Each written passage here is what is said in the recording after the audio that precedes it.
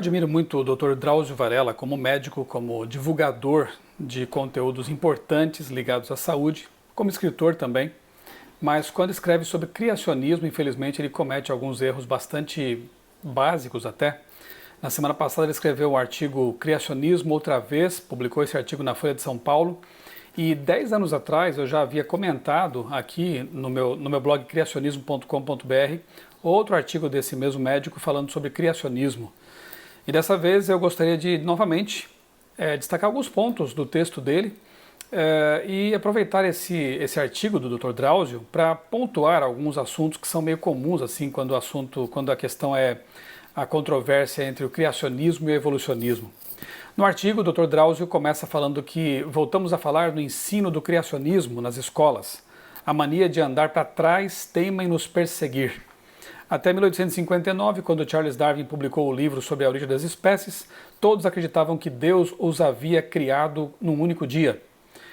Essa crença começou a ser questionada no século XIX, época em que os museus ingleses passaram a exibir plantas e esqueletos de animais já extintos. Como justificar o desaparecimento de tantas espécies tão semelhantes às que ainda povoam a Terra? A explicação corrente era de que a ira divina exterminava periodicamente algumas espécies para criar outras, parecidas com as anteriores. Primeiramente que não há nada na Bíblia que fale sobre extinções feitas de quando em quando, como ele diz aqui, desaparecimento das espécies em períodos. A Bíblia não fala disso, a Bíblia menciona apenas uma extinção em massa, que é chamada de dilúvio, A explicação criacionista, portanto, mais comum para a extinção em massa dos seres, que aconteceu em massa numa mesma época, é realmente o dilúvio, que levou à extinção toda forma de vida não preservada na Arca de Noé. Daí porque tantos fósseis estão preservados, espalhados pelo planeta, inclusive nos polos, nas regiões mais longínquas, em todos os continentes. Dr. Drauzio prossegue aqui em seu texto dizendo que Darwin entendeu que a ciência devia estudar a grande variabilidade existente entre os indivíduos da mesma espécie, característica que não era levada em consideração pelos naturalistas da época. Suas observações sobre os pássaros nas ilhas que visitou, a bordo do Beagle, bem como a leitura dos trabalhos de Malthus a respeito da finitude dos recursos naturais, levaram Darwin a concluir que a vida é uma eterna competição pelo acesso a eles, na qual os indivíduos que não se adaptaram às exigências do ambiente foram eliminados por seleção natural. Eu também estive nas Ilhas Galápagos alguns anos atrás e tudo que vi lá foi variação limitada. Por exemplo, os famosos pássaros chamados tentilhões, que são os nossos pardais aqui no Brasil, também chamados de finches. Enfim, eu pude perceber e documentei isso com fotos, que de uma ilha para outra existe realmente algum tipo de variação no tamanho deles, o tamanho do bico, a plumagem também se diferencia um pouco, mas todos eles são tentilhões. Ao longo do tempo, eles continuam sendo tentilhões. E algumas características até revertem muitas vezes aquilo que a gente pode chamar de traços originais, desde que as condições ambientais favoreçam isso. Diversificação de baixo nível é algo perfeitamente aceito pelos criacionistas, alguns chamam de microevolução, embora o termo talvez não seja o mais adequado. O que não podemos aceitar é a ideia de macroevolução, para a qual não há comprovação nem evidências. Trata-se isso de uma extrapolação filosófica. Tudo que Darwin viu em Galápagos, repito, foi diversificação de baixo nível, algo que nós também podemos ver ainda hoje. E isso de forma alguma prova a tese da macroevolução, segundo a qual a vida teria se originado num mar primitivo e dali então todas as espécies derivaram num processo de árvore. Isso que o Dr. Drauzio defende aqui em seu texto, mas que realmente não é cientificamente verificável. Ele diz mais, como consequência, todos os seres vivos deviam ter ancestrais comuns. Veja só, aí está a extrapolação filosófica macroevolutiva não científica. A ancestralidade comum de todos os seres. O homem, por exemplo, seria descendente do mesmo ancestral que deu origem aos demais primatas. Dr. Drauzio, evidências, por favor. Aqui, novamente, nós temos uma tese, uma teoria, nem teoria, uma hipótese evolucionista para a qual não há realmente comprovações nem evidências conclusivas. Ele continua: imaginem o furor que essa ideia provocou na Inglaterra vitoriana e no mundo religioso. Negar que fôramos criados à imagem e semelhança de Deus era uma blasfêmia inaceitável, ainda hoje considerada como tal por muitos religiosos. Na verdade, quando lemos, né, sobre a Inglaterra do tempo de Darwin, percebemos que era uma sociedade em ebulição, com revoltas sociais, uma igreja hegemônica corrompida e revoluções ocorrendo a todo tempo, né? Quaisquer ideias que colocassem em dúvida a religião tradicional acabariam sendo bem aceitas naquele momento. E esse foi o terreno fértil em que a teoria de Darwin vicejou. Drauzio prossegue dizendo que desde então a teoria que Darwin enunciou naquele tempo foi exaustivamente testada e confirmada. Outra declaração de fé, pois nem todas as premissas do darwinismo podem ser testadas e confirmadas em laboratório ou por observações. As pessoas que conhecem bem do assunto sabem que é assim. O conceito de mutação gênica, a descrição da molécula de DNA e as descobertas da genética e da biologia molecular nos séculos 20 e 21 demonstraram que a seleção natural está presente até nos mecanismos moleculares das funções fisiológicas das células. Bem, vamos lá. Primeiro ponto. Mutações não aprimoram, não adicionam informação genética, nem são responsáveis pelo surgimento de novos planos corporais. Experimentos científicos têm comprovado isso, eu vou deixar aqui na descrição do vídeo. Todos os links aqui farei referência, inclusive começando lá pelo primeiro, em que eu disse que há 10 anos eu escrevi um texto, um pequeno post aqui no blog criacionismo.com.br, refutando um artigo do mesmo autor, Drauzio Varela. E aqui eu quero pontuar, né, alguns detalhes, como eu disse, e vou linká-los todos. Vou colocar aqui na descrição links que apontam para textos, para pesquisas, artigos que respaldam o que eu estou dizendo aqui. Realmente, mutações não explicam o aprimoramento, né, o surgimento de novos planos corporais, de nova informação genética, de órgãos funcionais. Mutações geralmente são deletérias. E isso quem estuda biologia, bioquímica, sabe, né? Segundo ponto, a descrição do DNA e os avanços da genética e da biologia molecular apenas fizeram fortalecer as teses, as ideias do design inteligente. Darwin não tinha acesso a esses conhecimentos na época e, claro, era muito mais fácil defender o darwinismo, o evolucionismo macroevolutivo no século XIX do que hoje, quando sabemos que o DNA, que máquinas moleculares são tão complexos e apontam para aquilo que chamamos de complexidade irredutível. O próprio diretor do projeto Genoma, o Dr. Francis Collins, que dirigiu esse projeto por 10 anos, era ateu e, ao estudar o genoma a fundo, ele se torna um cristão, admitindo que realmente é impossível explicar essa complexidade absurda por meio de mutações aleatórias filtradas por seleção natural. Terceiro ponto, criacionistas aceitam a seleção natural sim, pois ela é um fato, né, um fato observável, mas entende que a seleção natural apenas explica como o mais apto sobrevive, não como ele apareceu, já que ela obviamente somente age sobre algo que já existe. Então ela tem grandes limitações e nós, criacionistas, entendemos que dentro dessas limitações a seleção natural é válida. Drauzio cita aqui Theodosius Dobzhansky, um dos maiores geneticistas do século passado, que afirmou: nada em biologia faz sentido senão à luz da evolução. Com certeza o Dr. Drauzio não deve saber de uma informação bastante interessante relacionada com Dobzhansky. Eu não vou mencionar aqui, eu vou colocar o link aqui na descrição do vídeo. Por favor, confira lá e você também talvez terá uma grande surpresa. Prossegue o artigo. A seleção natural é um mecanismo universal que explica a evolução da vida na Terra e em qualquer planeta em que venha a ser encontrada. Uau! O evolucionismo é uma ideologia tão forte que vale até para planetas aos quais ainda não chegamos. E se aconteceu aqui, aconteceu lá também. Veja, isso é uma declaração tremenda de fé. Na verdade, eu vou linkar também aqui um texto que fala sobre uma admissão bem interessante, feita neste ano por cientistas renomados, de que a vida não surgiria aqui na Terra mesmo em 5, 10, 15 bilhões de anos. Daqui a pouco eu falo um pouquinho mais sobre isso.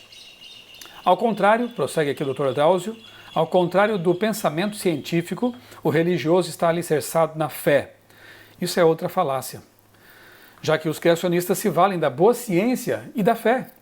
Criacionistas fazem ciência, criacionistas pesquisam, publicam também artigos científicos, não é? Essa ideia ultrapassada de querer colocar a polarização como sendo, de um lado, religiosos, ignorantes, que não fazem ciência, não admiram, não apreciam o método científico, de outro, cientistas darwinistas que só utilizam a ciência e não tem nada de filosofia no modelo deles. Isso é um erro, isso realmente é uma leviandade. Tratar o tema dessa forma realmente é bastante inadequado. Diz mais, como não preciso de experimentos para provar que Deus existe, que Jesus Cristo foi o seu Filho e que a vida eterna é o nosso destino, posso crer que a Terra tem 10 mil anos e que Eva foi criada a partir de uma costela de Adão. Quem disse que os criacionistas desprezam a boa ciência como auxílio no sentido de validar suas crenças? A biologia, a física e mesmo a arqueologia estão aí para provar que é o contrário do que o Dr. Drauzio Varela afirma. Na verdade, várias áreas do conhecimento têm respaldado a crença cristã criacionista e isso é objeto de estudo dos criacionistas, né, ao longo dos anos. O artigo prossegue dizendo que nada contra os crentes. A ciência não é a única forma de entender o mundo. As religiões procuram fazê-lo por outros caminhos. No entanto, assim como os cientistas têm a obrigação de respeitar crenças alheias, os religiosos não devem se opor ao conhecimento científico. E não se opõe, como eu já disse, né? Ele se opõe sim ao conhecimento que posa de científico, embora seja filosófico. O problema não está no ensino do criacionismo como pensamento religioso que ainda influencia muitas pessoas, mas em apresentá-lo como alternativa em pé de igualdade à evolução das espécies por seleção natural. Na verdade, criacionistas bem informados e a própria sociedade criacionista brasileira não concordam também com o ensino do criacionismo em aulas de ciência e biologia em escolas não confessionais, escolas seculares. E isso porque, obviamente, criacionismo é um modelo que une aí o aspecto religioso, teológico, com o aspecto científico. E não seria apropriado, então, no Estado laico, ensinar o aspecto religioso nas aulas de biologia e ciências.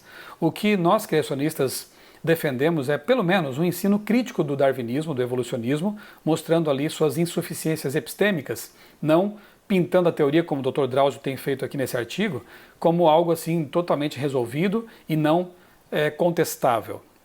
E o artigo aqui continua dizendo o seguinte, que questionar a veracidade da teoria da origem das espécies enunciada por Darwin e Wallace há mais de 150 anos, desculpem, é ignorância. É o mesmo que duvidar da gravitação universal de Newton, colocar outra vez a Terra no centro do universo sem levar em conta Copérnico e Galileu, negar a relatividade enunciada por Einstein ou a teoria quântica de Max Planck. Chega a ser irônico, né?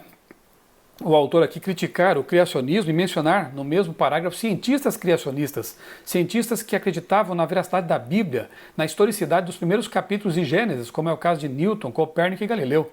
Isso sim, eu creio que é ignorância científica e histórica, inclusive. Se houvessem também sido feitos cálculos, né, como foram feitos cálculos que validaram a gravitação, a relatividade e outras teorias, como as de Planck também, aí sim poderíamos aceitar o evolucionismo, só que a matemática está realmente contra as teses darwinistas. A Terra não tem 10 mil anos, diz aqui o Dr. Drauzio, mas 4,5 bilhões. A vida surgiu a partir das moléculas primordiais de RNA, que se formaram há uns 4 bilhões, assim que o planeta esfriou. Bom, eu vou deixar aqui o link, né?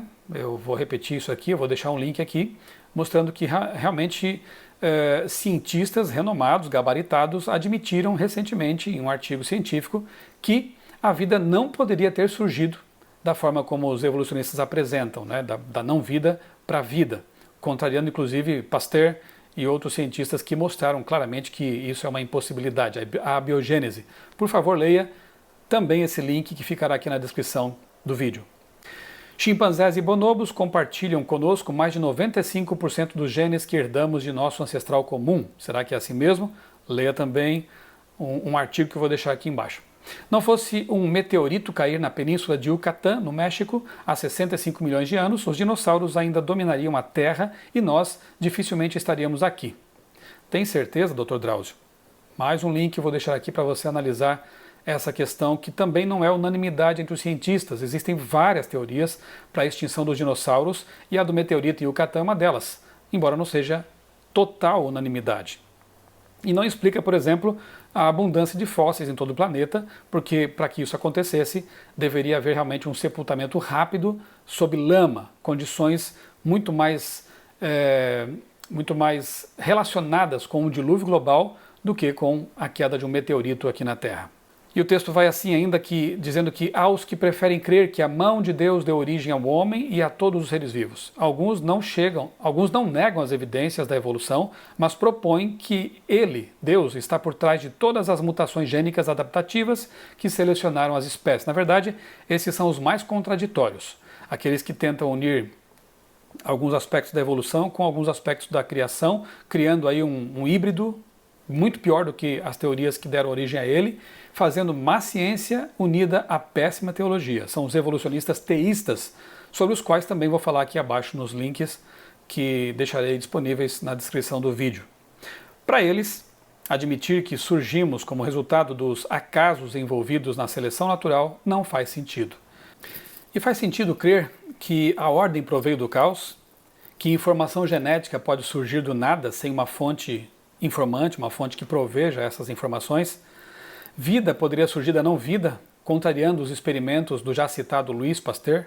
Quem é o verdadeiro crente nesse caso? Será que são os criacionistas ou o autor desse artigo?